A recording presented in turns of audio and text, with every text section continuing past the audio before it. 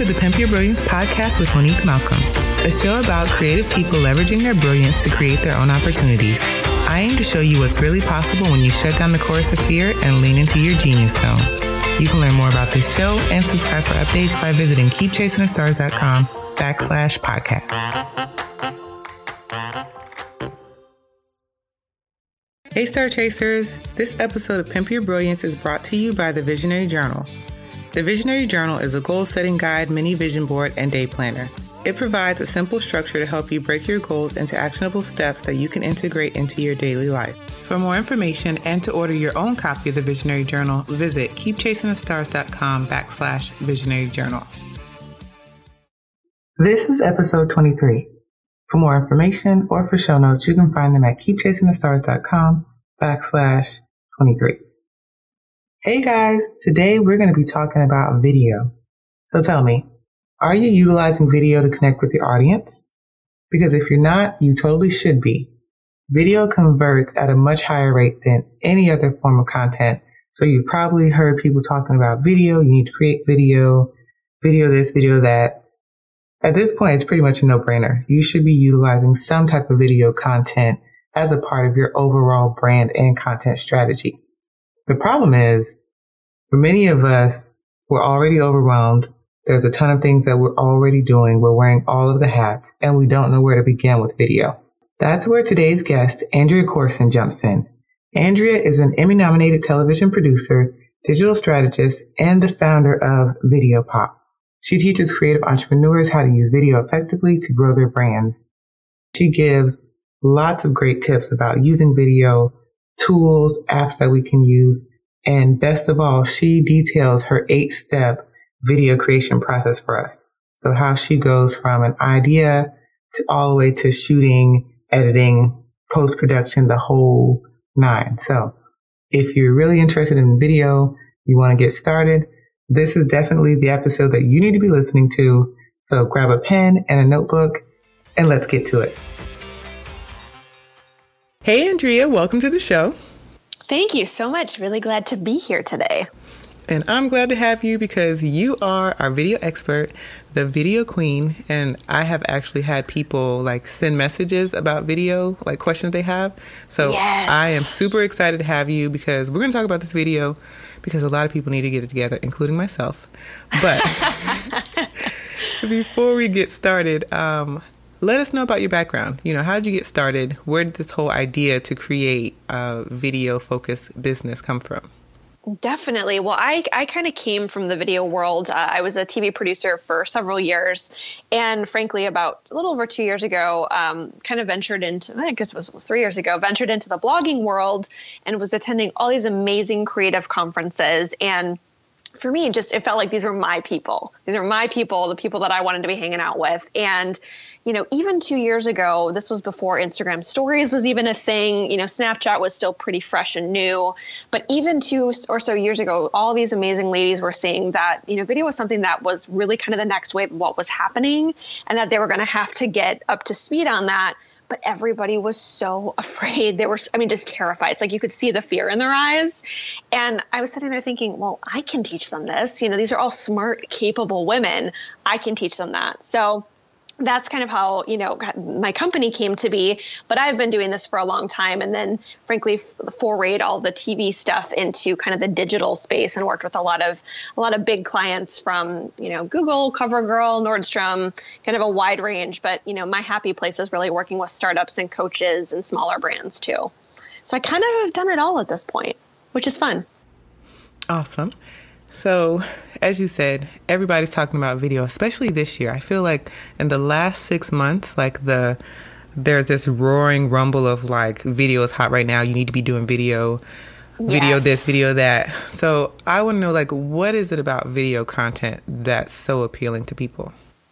Yeah, it really has to do with kind of how everything has moved towards content marketing and storytelling. And that the best way to really connect with your customer, your client, your follower, whoever the case may be, is really to solve their problems. And there's no easier way to solve their problems and showcase that to them directly than through video. People want to see that problem being solved, in and out, multiple ways, multiple iterations. So you can solve that problem and showcase that in this video, but then also do it multiple ways through different videos. So you can really, showcase that value really hard. So you'll hear me talk, I'm sure, tons today about the word value, because I'm all about value-centric content. Because that's really the only thing that people care about. They want you to solve their problems. It's not about your product or service. It's really ultimately about them. See, that's where I feel like the overwhelm for video comes, because it's like, we know we should be creating it. We know people want it. We know that it converts better than some of the other forms of content that we're creating currently. But it's like, how do you actually get started with video when you have little to no experience? Sure. I mean, I think first things first is always it's tapping into what we just were talking about. It's really tapping into your ideal demographic. What problems do they have? And what is your product or service solving for them? And there's a lot of people who think, oh my gosh, I have to be making video. I have to get on this right away. And they actually kind of skip over that preparation, and they skip over the strategy side of it. And I would argue that that's actually the most important piece of the puzzle. So really taking a second first to kind of dial it back and figure out, okay, what is the goal and the objective of what you're creating? Just with anything else, you're not just going to start throwing up Facebook ads or, starting a YouTube channel or whatever it is, video or not, in your marketing without actually figuring out why you're doing it. So I would first encourage people to think about, okay, is this about brand awareness? Is this about converting to sale? Is this about, frankly, just keeping up with the Joneses? And because, your three main competitors have video, you now feel like you have to get into it. But get clear on those things, get clear on who your demographic is first, and then make sure based on those two things that you're actually figuring out what social platforms you should be on. Because while absolutely you should have video on your website, it also lends itself better to different platforms depending on who you're trying to, I guess, meet with, so to speak, and collect with, because different people are hanging out on different platforms. So, the strategy piece is most critical when you're getting started. But I mean, honestly, the right thing for me, and what I recommend to everybody when you're just getting started, take a darn class or have a conversation with somebody who knows what the heck they're talking about. Because if you sit there and fall down the Google or the YouTube rabbit hole, you could do that for 6 months before you get going. And that's just such an insane waste of your time and your money and your resources, because your time is money. And that, that tends to be a huge time suck for people. A lot of people that I talk to and that I work with, like I said, they've been trying to YouTube it or trying to Google it and figure it out themselves for a year. And then lo and behold, they stumble upon me and go, okay, I cannot sit on Google anymore trying to figure this out. There's a lot of misinformation. There's a lot of new information. So they just want to start moving forward. So try to find a good resource first when you're getting going. Do you have any suggestions for resources? Yeah, I'm gonna volunteer myself for that. So our website is thisisvideopop.com, and we have several courses that cover every nook and cranny of video that you really need to know. So I recommend typically people start with Video 101, which is the beginner's guide. It gets that strategy and the framework and frankly the workflow in the right place. We have a video storytelling course that just came out that's becoming super popular. And then, of course, the nuts and bolts. How do you actually shoot this darn thing? How do you edit it and make it look beautiful? And then how do you actually promote it and get it out in front of the right eyeballs? So we have courses that cover just about everything. We have a lot of free resources. But yeah, there's unfortunately not a lot of great information out there that I've found. And that's why we came to be, because I was frustrated with seeing all this other misinformation out there, or frankly, just things that are way too darn complicated. If you're an entrepreneur, it doesn't matter what kind of entrepreneur you are, or even if you have a couple of people on your team, it's not worth it for you, to learn how to become a professional editor. You don't need to spend 200 hours becoming an editor, because you just need the path of least resistance. So again, that's kind of how we came to be, because I just didn't think there was anything out there that was really actually helping people move the needle forward, and really get some momentum going. Ooh, you just said a lot. All right, so you guys, I'll have some information in the show notes about Andrea's company and her website. So definitely make sure you check out the show notes for that. But so when it comes to video, and you mentioned this, like, you don't need to be on every platform creating video. No, but definitely not. What should we be considering when choosing a platform to start creating videos for our brands? Definitely, definitely. So there's really those two pieces. The first is, again, what is your goal or objective? So Instagram in particular is a really fantastic brand awareness platform for a lot of my clients, but it doesn't always necessarily convert, or it may take way more touch points. Maybe someone has to see, 20 of your posts before they go, okay, all right, I'm going to finally hop over to their website and check out their stuff. So Instagram, in my experience, isn't always the best direct to sale, doesn't always convert right away. So you tend to generate more brand awareness there. And it's also a great place to just have a presence and be known. But because of that, I don't always encourage people to be spending a crazy amount of time there. A lot of people I know, tend to fall down again that rabbit hole of, okay, I'm like, how many hours are you actually spending on Instagram a day? And when people think about it, some of my clients have told me it's 2 or 3 hours. That's a lot of time to be spending on one platform if your customer, client, or whoever isn't actually converting to purchase. So I would argue that Facebook is an incredible platform. Facebook ads are one of the most effective video pieces that I've ever used. Just insane conversion, insane return on investment if you know what you're doing. The live space obviously has a ton of value added for a lot of different demographics. Whether or not, it's something that's being used really, really smartly in the beauty space and the wellness space, again, where you can really be teaching somebody something, that's a great platform. YouTube is incredible. Again, if you're trying to build a library of work, there's ways where YouTube makes a ton of sense. So it just really depends first on, again, your goals and objectives, but also those demographics. So, if your customer base is really 30 and under, Instagram, Snapchat, YouTube, great places for you to be.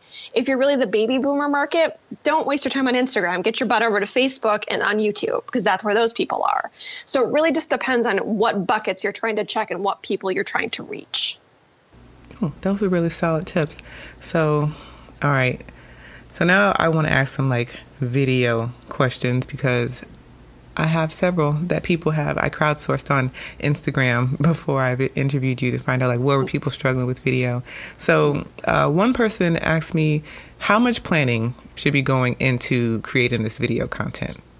Quite a bit. And that's something people don't necessarily want to hear, but it's quite a bit. So I would almost argue that you spend more time prepping and planning in that kind of pre-production stage than you almost do shooting your content. I always encourage people to get things on paper, because it's going to shorten your process later on. I mean, it really, really cuts down on the editing work. So if you can really prep it out, meaning, hey, get a concept on paper. What is this thing actually going to look like? Nothing crazy, but just a couple of paragraphs on, okay, what's actually going to be contained in this video? Who is this aimed at? What do those visuals look like? Those kind of pieces. Then, which again is, I think, also a different thing than a lot of other people would tell you, is to actually script this out. So typically on the left-hand side, you're going to have your visuals, and on the right-hand side, you're going to have, it's just kind of a T diagram. You can Google that very easily, or again, we have templates on our website, but you can simply just write out, again, visually, what are we seeing here? And then also what's being said. Now, maybe someone's not on screen talking, but maybe there's a voiceover happening, right? Kind of narrating that scene. Having all those things out there will also help your entire process. So if okay, I need, looking at this script here, these are all the visuals I have to get. So then you can take that piece and actually create what we call is a shot list, so that you can, again, just put it on your phone. You can jot it down on a piece of paper. It takes 5 or 10 minutes. But actually making a list of all the shots that you want to get, if you're going to be, say, maybe something's outside, maybe something's in your office, and then you're going to move to a different part of your house or whatever it is. But if you don't have an actual list, those things, you will overlook something every time, I guarantee it.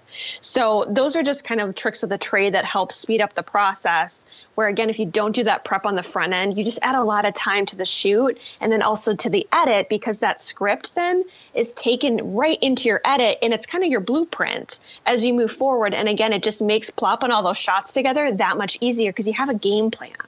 So prep is super, super important. And again, I would argue almost the most important part of it.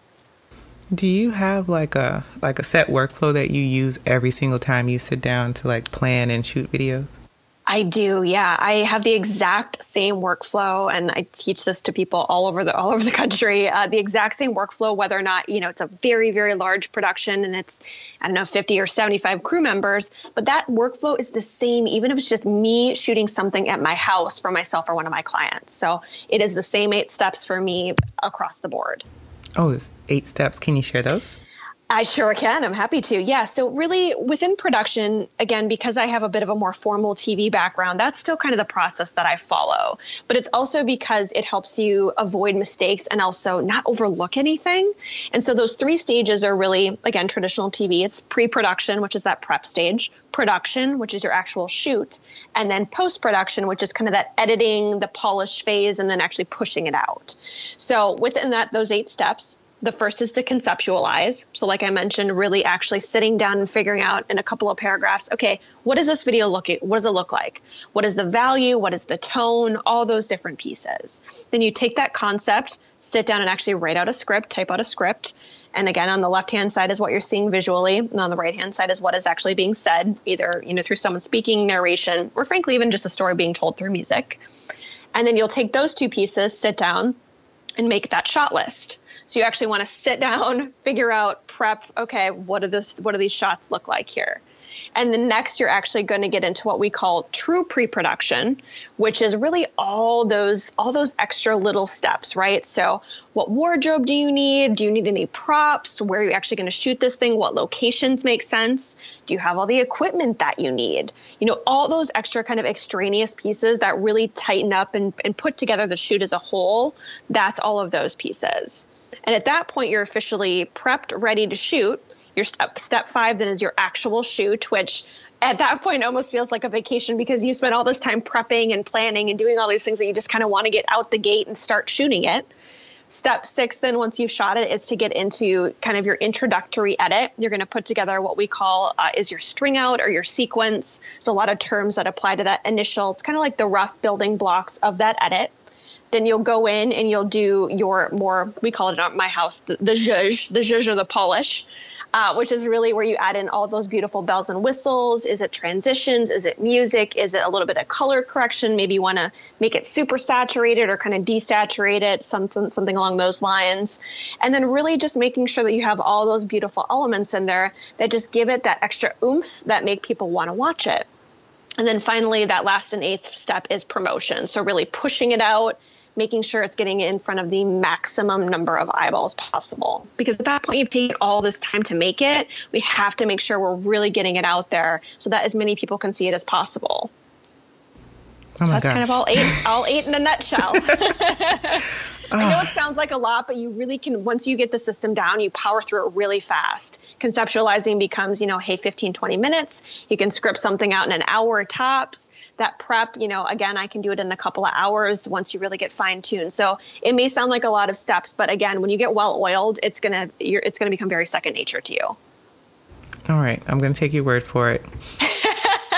It's not as scary as it sounds, I promise you. And like I said, the beauty of using that same process is that you're not going to make any mistakes and you're also not going to miss anything, because there's nothing more frustrating than forgetting to do something and then having to set a shoot up again. You end up eating a lot of your time that way, where you're like, oh crap, I didn't do these 3 things. Now I got to go set that back up again. And if you're somebody who teaches, something that's food, if it's cooking or recipes, that means having to cook the whole darn thing over again, or DIY and craft something in that world. Same thing. Now you got to get to that point in the craft again. Maybe that means you have to do the craft all over. So you want to make sure you avoid all that stuff, because it's just such a massive time suck. And video is time consuming enough as it is that you want to avoid all that mess. Oh yeah, I can relate. That's like when I shoot product photos. I hate when I realize I forgot a shot or I didn't get one well enough, and now I have to pull out all the props and set it up.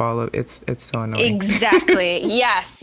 And I've unfortunately had to learn the hard way that, when I thought, okay, I'll skip over these things many, many moons ago, and I made those mistakes, it happened every darn time. So again, if you keep that process the same, you can avoid all that hassle. You get everything the first go, and then you're done. So I promise you there's a beauty to it. Okay. So my next question is, what is the best app to use on your phone to edit video? So editing from your phone, I would say I don't encourage it very often, just because you're editing something on your phone doesn't mean that someone is also going to watch it on a small screen. Yes, absolutely. People are consuming a lot of video from their phones, but if you're editing your video on that teeny tiny screen and then somebody watches it on a bigger screen, there's a really good chance that you're going to miss some things because you're looking at it at a small screen, and therefore, you may miss that, oh wait, there's this thing in the shot that shouldn't be there. There's just a lot of mistakes that can happen. So I would really only encourage you to edit on your phone if you are really, really, really in a pinch. Adobe Premiere, which I use to edit everything these days because it's the most user-friendly. It's Adobe Premiere Pro. I think it's about $20 a month. Adobe has moved over to the subscription model, just like Microsoft has as well, like Office and whatnot. But they have an app that you can do that from your phone as well. And I believe the app from your phone is still free. So Adobe Premiere is definitely a great one. There's an app called Legend, just like it sounds, Legend, that's awesome for making little graphics. What other ones do I really like? When it comes to shooting, which I know you didn't ask me about, but this is a question I also get often. Shooting from your phone, I will argue that you do not need a DSLR anymore at all. Save your $800 to $1,000 on a camera, $600 to $1,000 on the camera, and put that money elsewhere where it matters and shoot from your phone if you can. There is an incredible app that I recommend to everybody. It's called Filmic Pro. It's Filmic Pro. It's a $15 app that essentially turns your phone into a DSLR. So you can get some of the most insanely beautiful footage with this app, and it's super user-friendly. It's great tutorials on YouTube. We have tutorials about it in some of our courses as well. It is just incredibly user-friendly, and it makes your phone this amazing little camera. It's insane. So it's got a few apps for you. Oh, thank you. Then my next question was, what did you recommend for shooting video? So, yeah. Yes, definitely. I would say almost 90% of people that I work with are shooting from their phone these days, even larger brands, just because it makes it so much easier and a lot less cumbersome. Plus, DSLRs are still pretty expensive. Yes, they've come down a lot in price, but if you're using the right apps and the right tools, you don't really need one these days. Do you have, so if say somebody had a few dollars that they wanted to throw around for a DSLR or another type of camera outside of their phone, what would you suggest? Off the top of my head, I personally always pick Canon over Nikon. It's just kind of a camera, I don't say camera snob thing, but I've just always found them to be a little bit better. I'll give you a few that we can pop up in the show notes, definitely. Okay. But there's a couple. There's just so many that it kind of depends on what your objectives are. But most cameras these days, if you're buying a Canon and you're willing to spend about $600, you can get a fantastic camera. Awesome. So then you guys check the show notes for those suggestions because I'll list them there. Another question somebody wanted to know is, what platforms do you feel are most newbie friendly for video? I always recommend people to start with Insta Stories. Instagram Stories is such a great way to just dip a toe into video and start getting comfortable. And it's also, frankly, just because it's a platform where your customer, client, viewer, etc., is okay with things not being quite as polished. And that's okay. Versus YouTube these days, even people are churning out beautiful, beautiful video. And now because of that, your viewers are expecting your video to be more polished. The homemade stuff that kind of flew, even a year or two ago, not really flying anymore. A lot of big bloggers and big influencers and frankly, big brands that I know who used to do, a little bit more homemade look of a video used to still get great views because they had a fantastic following. Now they're finding that that's dropping off a bit. And frankly, it's dropping off quite steep because people just their expectations are higher. They want prettier video, so to speak. It just needs to look really nice. It needs to sound really clear, etc. So Insta Stories is a great way to dip a toe in. I always tell people don't jump into YouTube unless you're really committed because your schedule has to be really, really regular. So I would start simply with Insta Stories. And then I would also start with getting frankly, if you have a website, getting some good video on your website because you can do that really slow and really strategically. You don't have to feel like, okay, I have to get something up every week when I'm just starting to get comfortable with this. And I have a question that I want to know. Do you feel like, and this is your professional opinion, do you feel like there's a preference for like live video versus pre-recorded video? Everyone thinks that they need to jump into the live bandwagon, and I'm going to just say this. When it comes to live, you actually have very little control, right? Like this is something, it's just like live television. There's a reason that there's once in a blue moon a live television show, because it's very complicated to produce something live. There's a lot of rogue things that can happen. There's a lot, there's just a lot that you have zero control over. So I would say it's probably dead set. I don't necessarily think that viewers have a, what's the word I'm looking for? Have a desire necessarily for live versus polished and edited. The only caveat to that is that, if someone is trying to tune into somebody who's famous or that it's an influencer that they love, in those ways they want to feel really connected to you. And in those ways, then live is a better format. But if that's not your brand or your business model, then really you're fine either way. Just know that, again, you're going to have a lot less creative control, and therefore there can be a lot more mistakes, so to speak, if you're going the live route. Okay. So like right now I'm like on this point of being like super excited, like, yay, I should totally create video. And then like also like, oh my God. No, do you really want to create video? You are not alone. That is every single person I've ever talked to. There is at least a certain level of fear, whether or not that's coming to shooting it, whether or not that's coming to edit. Like everyone's afraid of the edit. That's like spoiler. That is what everyone's scared of. And it's really not that bad once you know what you're doing. And then also a lot of people feel like they have to be on camera. Chances are you don't have to be on camera if you don't want to. There's probably another route to formulate those videos. So, but just know you're not alone. Everybody is afraid of this. So, if that makes you feel like, hey, you got a little community of everybody being afraid, hopefully that makes you feel a little bit less afraid.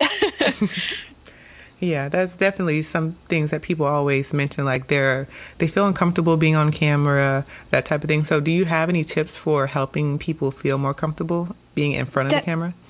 Definitely. I mean, the first thing, and again, this isn't a rocket science tip, but it really is just practicing. And I would say, again, if we're talking percentage of, hey, here's everybody who's been on camera, maybe 2% of everybody I've ever worked with is comfortable on camera. Nobody is comfortable on camera. It's just not something that comes second nature to people.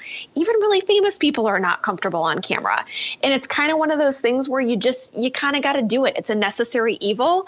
I'm not comfortable on camera, and I'm on camera almost every single week. So it's just, I probably should be, putting that out into the world, but I think there's so many of us that aren't comfortable on camera.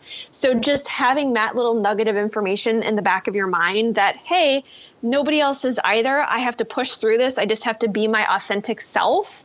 If you can just be you, people are going to love that. They really are. So try to get out of your head as much as you can. And that's really all you can do. All right. I'm going to take your word for it. So I have one other question I want to ask before I switch gears, because I want to know some behind the scenes stuff about your actual business. Are there types of videos that like entry-level videos that we can start creating for our brands that are kind of like quick and like a good introduction to get us started, but like not the full on, like all these different cut scenes? And because I mean, what you said about YouTubers, when I watch the beauty bloggers and like some of my favorites, I'm like, oh my God, you're doing all these transitions and things. And like, I just want to sit in front of the camera and talk for 3 minutes and then go away. Sure. Well, I mean, the one thing to keep in mind with video is to be super honest, is that it's not one size fits all. So if you're a product business, a service business, a coach, an online course creator, a blogger, an influencer, you will have very different needs based on those buckets. So if we're talking about like what's a really good place to get started, if you just want to sit in front of the camera and talk for a couple of minutes, then live is going to be a better format for you. Or sitting there and doing a quick Instagram story that's talking about whatever topic that day. That's a really good way to kind of dip that toe in. But because it isn't, like I said, it's really not one size fits all, it's better for you to really figure out what the right thing is for you based on, again, those goals and objectives, your demo, etc. So it's a question I get all the time, is like, where should I start? And I always have to respond with the question of, what are you trying to build? What are you trying to do? What are your goals? What kind of business are you in? Unfortunately, there's not a blanket. It has to be targeted to who you are. So a great thing for most people getting started is something we call a website trailer. which is really in 60 to 90 seconds. This adds value for just about every type of brand or business, or blog for that matter. Who you are, what you do, and really how you're adding value for your client or your customer. They need to know that now that they've landed on your website, why the heck they're there and what the heck you can do for them. Because ultimately, if you're not doing something that they feel connected to, they're going to be gone anyways. So they want to know that. And what happens is people watching those videos, and just about everybody that lands on your site is going to watch that video. So just a spoiler on that too. Once they watch that video, they're going to know whether or not it's right for them. And most of the time, it gets people to stick around at least 2 to 3 times as long as they would have otherwise. So there's a lot of value added there for you just getting that one video. Someone lands on your website, maybe we've got a nice little picture at the top, and then right below that's the video of who the heck you are and why they're there and why you add value for them. That is such an incredibly powerful tool for you to add first. I like that. That feels really approachable. So people really connect with that. They get to know you. They get to know what you or your brand or your business is about. Okay. So that's where we're starting, you guys. We're starting with the website trailers and then like Insta stories, and then we'll work our way up. Yes, exactly. It's, you start small, just like with anything. You're not going to go in and be churning out 5 videos a week, because frankly, you don't need to do that. And you would just start small with the right things that are adding value for the customer, and we go from there. All right, so I want to switch gears really quickly because I want to ask you a couple of things about your business and your personal journey, because we spent all this time asking video questions. But sure, you have Video Pop, you have your background in television production, and you've worked with a lot of big brands, a lot of influencers. What do you feel like, since, because I think you said you started in 2016, or at least I read that. Mm-hmm. So what do you feel like has been your keys to success? Because you've mentioned that you're growing pretty quickly. Yeah, I think the main thing is really being adaptable and giving your customer what they want. A lot of things that I initially thought Video Pop was going to be, it wasn't. We initially were testing out a lot of live workshops, which I thought, hey, people were going to want to be able to learn about video live so they could ask a ton of questions right then and there. And frankly, those were not a big success for us. It was really difficult, and this was late 2016, early 2017, to get people to show up. People want to do things in their house, in their darn pajamas, maybe with a glass of wine or coffee, and call it a day, and let that be where they learn from the comfort of their home. They can stop down what they're doing, to attend to whether or not it's taking their dog outside or their kid needs something, whatever it is. So our online courses for that reason exploded. And, they're available 24/7 because that's how it works for people. People don't necessarily want to give up their whole weekend to go sit in a workshop for 2 hours. They want to fit it into their schedule, how it works for them. So that was kind of an unexpected thing. So we've just really tried to adapt, and we've rolled out a lot of new initiatives, just frankly because I go to a lot of conferences and I speak at a lot of conferences, and people ask, they say, hey, have you thought about this? I would love it in this format. So actually a new thing that we've rolled out in 2018 is something called our one-day video workshop, which is for the people who frankly are like, hey, video, awesome. I know I need it. I don't want anything to do with it. I don't want to touch it. I don't want to shoot this thing. I don't want to edit it. I don't want anything. Will you please do that for me? And frankly, that's more expensive, right? If someone's going to do the whole situation top to bottom for you. So we created one-day video workshops so that people can come in for the day to whatever desired location that we have. They come in. We have usually about 5 to 10 women that will get their video done in one day. And therefore, because they're coming to us, I can give them a really significant discount. And then they don't have to do anything. We shoot it, we edit it, we get it all done, and then we tie it up in a nice, neat little bow and get it out to them. So I think adaptability is one of the biggest things for sure. And then flipping that question on the head, what do you feel has been some of your challenges growing your business? Definitely. Well, I think any business, we certainly have a lot of challenges and a lot of things that come up that we have to overcome. And for us, we've definitely had some growing pains. I'll be very honest. It's difficult, to find, as you start growing really rapidly, finding the right team can be a challenge, and sometimes even when you hire somebody and they might not be the right fit, that certainly happens. So putting on that CEO hat has definitely been, one of the harder things for me, of really finding the right people for your team who understand the vision, who, want to treat your business like their business. So yeah, growing pains are a real thing. And, and again, certainly to me, there are much worse problems to have, but when you're growing really quickly and you have to scale quickly, that's definitely a challenge for sure. And if you had to sum up like your biggest lesson into one lesson about your entrepreneurial journey so far, what do you think it would be? That is a fantastic question. For me, as a very, very type A human being, for me, it's frankly kind of the words to slow my roll a bit. I get very ahead of myself, and there are always 20,000 initiatives I want to kick off and I want to get them rolling. But the bottom line is I need to, you have to really make sure that each thing is moving forward, doing well, serving your people as best as it can before you move on to the next. So for me, it's just kind of slowing down a little bit and frankly, taking care of ourselves. Because as business owners, entrepreneurs who are also mothers and sisters and daughters and all these other buckets too, and humans, we have to take good care of ourselves. And that's been a hard lesson too. So I guess there's kind of two in there for me. Awesome. And I love that. Like you said, slowing your roll, slowing down and not putting the cart before the horse. Yes, definitely. All right. So I'd like to end the show with the final two questions, one of which is the Pimp Your Brilliance Action Challenge, which is your top 3 tips for someone who's interested in getting started with video. Definitely. So let's see here. My top 3 tips. The first is, like I said, is to make sure that you're focused on that strategy.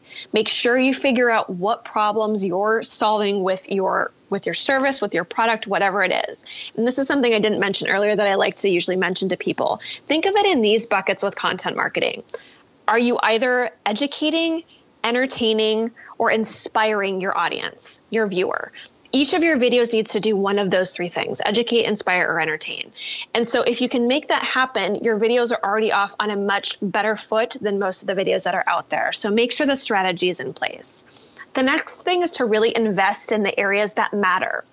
There's a lot of places you can invest in video that really don't add that much value to your business and to your video. So make sure you really have great sound, great lighting, great editing software, the Adobe Premiere I mentioned, and then also get the proper training. Make sure that you're not just sitting there and wasting, hours on hours on hours falling down YouTube and Google and whatnot. It's really important that you invest in the things that are going to help you shorten that learning curve, save your time, and get up and running. So that's also super critical. And my third, really, I don't want to say, this almost seems like a no-brainer, but just start. Stop hemming and hawing about it. Stop thinking things are just going to perfectly align one day. They're never going to perfectly align. There's never going to be a good time to start, but just get started. Stop second guessing yourself and just start moving forward. Okay. I have a bonus question because you made me think of something I forgot to ask earlier. Sound. Sure. How do you improve the sound? Definitely. I would always recommend using an external microphone. The microphones that are built into both our phones and our cameras, frankly, are very crappy. It's what we call in the industry a scratch track. So you can still have your phone or your camera record that scratch track because it helps you sync things up later. You still want that kind of as a tool. But you always, always, always want to use the external microphone. And again, I'm happy to link some of these in the show notes as well for you too. But there's a couple of different options. There's basically 3. One is called your lavalier microphone, which is what's pinned directly onto your subject. It's kind of the ones you see in interviews on any daytime or nighttime talk show. A lavalier microphone, they get really fantastic sound. There are several that have come out now. My favorite one's about $75. It's great. If you take good care of it, it'll last you a good 2 to 3 years, if not longer. That's a great microphone. But then for a lot of people who do, frankly, that kind of voiceover format where, again, no one's actually on screen talking, you're just voicing it over, you can use a bigger microphone because you're not actually seeing that person. And I use something called a USB microphone for that. And it's a fantastic little microphone. They use them for podcasts a lot of the time too. Great quality, great sound. And again, we can absolutely link both of those in the show notes, so I can send you both of those. And then your third is something called a shotgun, or I'm sorry, a boom microphone is what I guess most people call it. And so those are a little bit bigger, a little bit more cumbersome. So I typically don't recommend those for our students, but that picks up the entire sound of the room. So if you have, for instance, a interview happening, that's a great microphone for you to have. Or if there's a scene with, say, like 3, 4, 5 people, and you need to pick up multiple sounds, that's another solution. So I will definitely happily have you link to all those. Awesome. Thank you. And then the final question, what are you reading? Are there any books that you've read recently that you really like? They don't necessarily have to just be business books. Yes, I have very much as part of my self-care routine, and thankfully the people who have been really amazing in helping me get back into self-care. I am a die-hard fan of Jen Sincero's books, the You Are a Badass and You Are a Badass at Making Money books. Totally changed my life. Picked up You Are a Badass in December, and it changed everything. It changed my outlook. It changed my business. And now I'm reading the You Are a Badass at Making Money, but I cannot recommend them highly enough. I talk about them daily in my circles of other amazing women. And I just, again, they're fantastic books. So highly, highly recommend. Awesome. And we did a podcast episode a couple months ago. We did the book club, the Brilliant Bitches book club. And then we talked about You Are a Badass at Making Money. Amazing. They're such great books. Like I said, they changed my life. They changed video pop, and they're very impactful. So I loved them. Yeah. So I'll add those to the show notes as well. And then how can listeners get in contact with you? Definitely. I am always happily giving out my personal email. You can reach me at Andrea@thisisvideopop.com. Our website, also thisisvideopop.com, has all of the one-day video workshops I was mentioning, all of our courses. We have an 8-week masterclass that's very popular. If you're like, hey, I want to do this, I want to hit it hard, I want to get up and running in 8 weeks, video from top to bottom, we have that option. So you can find us there. And then also on Instagram, I'm at thisisvideopop on Instagram as well. Great. And also, you keep mentioning you guys do a lot of the work behind the scenes. So are you for hire? We are for hire. Yeah, we still do full-on video production as well for just about every industry and every type of content under the sun. All right, guys. So you have all her contact information. So if you decide video, you don't want to do it, you don't want to touch it, then Andrea is your girl. So thank you again for all of your wonderful advice and information. This was really great because I know a lot of us are struggling with video. So everything that you shared was really, really helpful. Thank you so much. I'm so glad to help. And please, like I said, use my email. Reach out to me if you have any questions. And that's it for this week's episode. Thanks so much for listening. If you love the show, make sure you grab the Be Brilliant guide where I share the keys to success for my most popular guests. Download it at keepchasingthestars.com/brilliant. Now go out there and pimp your brilliance.